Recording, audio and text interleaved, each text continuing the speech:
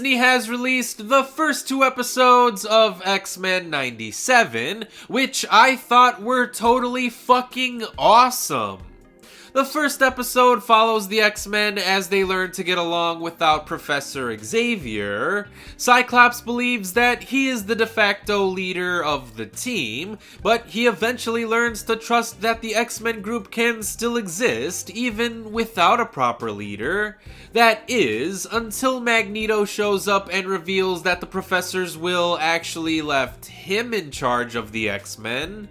So the second episode follows the X-Men as they cautiously learn to trust Magneto, which causes some uneasy tension within the group, especially when Magneto is forced to stand trial by the UN and a group of anti-mutant rioters test his newly found resolve.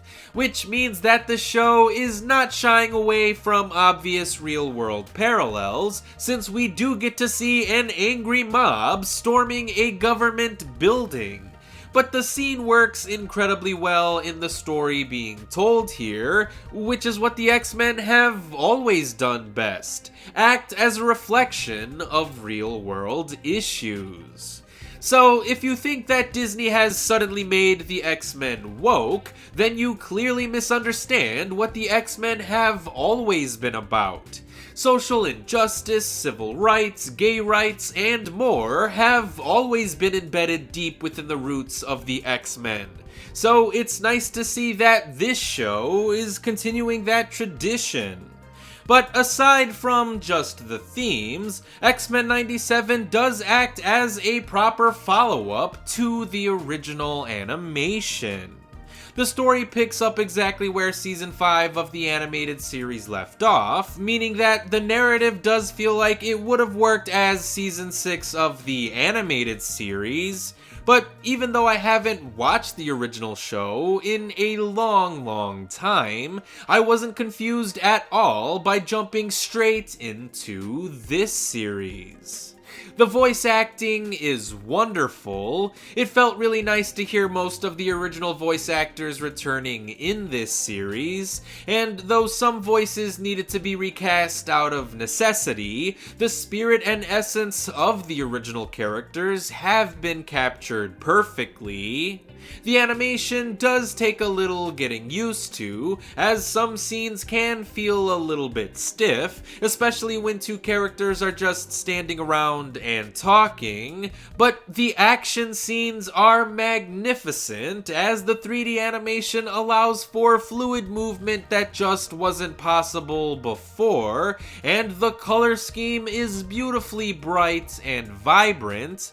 The music is fucking phenomenal. The original theme song was always an iconic piece of music, but I absolutely love the sound of this remastered version, as I've honestly been listening to the banger on repeat for the entire week.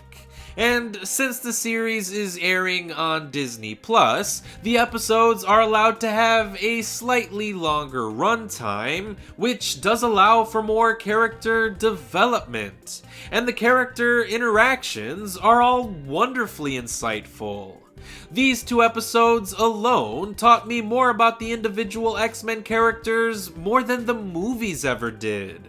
Because even though I do love most of the Fox films, they have always been way too Wolverine-centric. But this show perfectly captured the dynamic of the X-Men as a team, and why every individual has an important role to play as part of the larger group. And I especially love how Storm and Cyclops got the chance to be total badasses here. So I thought the writing for these two episodes was extraordinarily well done, especially since the story being told here was an inherently interesting one. And that only makes the sudden firing of showrunner Beau DeMaio feel all the more weird, because he clearly did a good job on this series. But I guess we'll find out more about that situation in the weeks to come. For now, all I can say is the X-Men are back, and they've made a huge splash for their official return. because X-Men 97 is genuinely awesome, and I can't wait to see the next episode of this series when it comes out on Wednesday.